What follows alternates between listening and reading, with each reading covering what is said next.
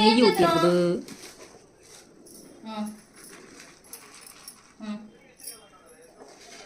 సరే నీ ప్రశాంతత కోసం చెప్తాను. నా ప్రశాంతత ఎవరు చెప్పుకోవాలి. నేను ఇంట్లోనే గొడవ పడుతున్నాను.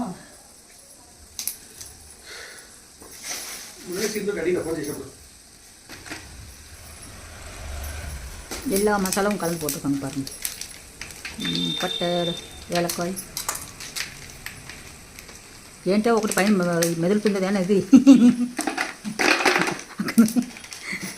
జీడిపప్పు, ముద్రపప్పు.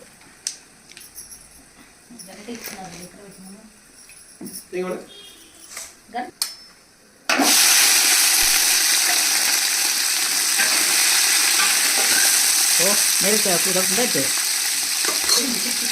అది ఒక ప్లేట్ దీంట్లో పడిపోగలదే కిందకి.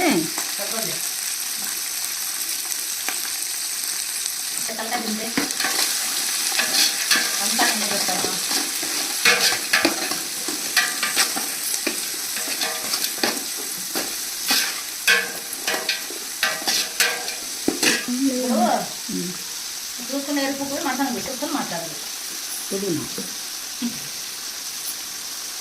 మాట్లాడి చెప్పు చెప్పు నీకు అన్నీ వస్తాలే. మళ్ళీ దాన్ని వాటిని కొత్తమల్లి తల,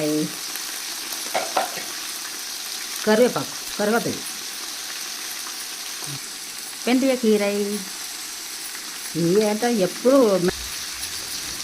మిల్ మేకర్, సోయా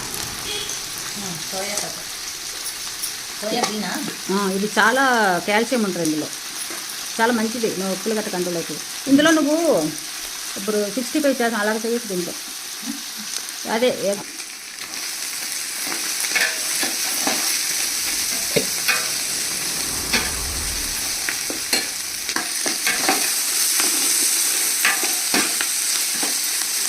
வாசம் வருதான்னு கேட்கலாம். அவங்க வாசம் தெரியுதுங்களா? ஆஹாஹா மூக்க தொலைக்கிறீங்க. Super taste. మంచితూள்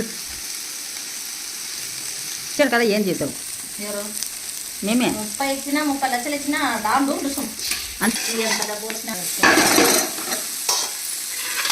నువ్వు అంత హై క్వాలిటీ మూలని సరిపోవట్లేదు. అంటే బారులు అంటే 6,000 7,000 అంటే ఎక్కడ మొన్న ఎక్కువ లేదా, కొంచెమే ఉందా?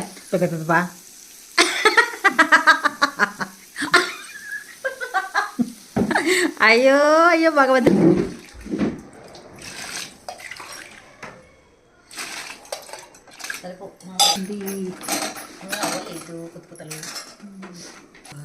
நல்லா கொதிக்குதுங்களா? இப்போ அரிசி போட்டுருங்க. எங்கள் வீட்டில் டெய்லி பிரியாணி மட்டும்தான் சாப்பிடுவோம், வேறு எதுவும் சாப்பிட மாட்டோம். அதுதான் டேஸ்ட்.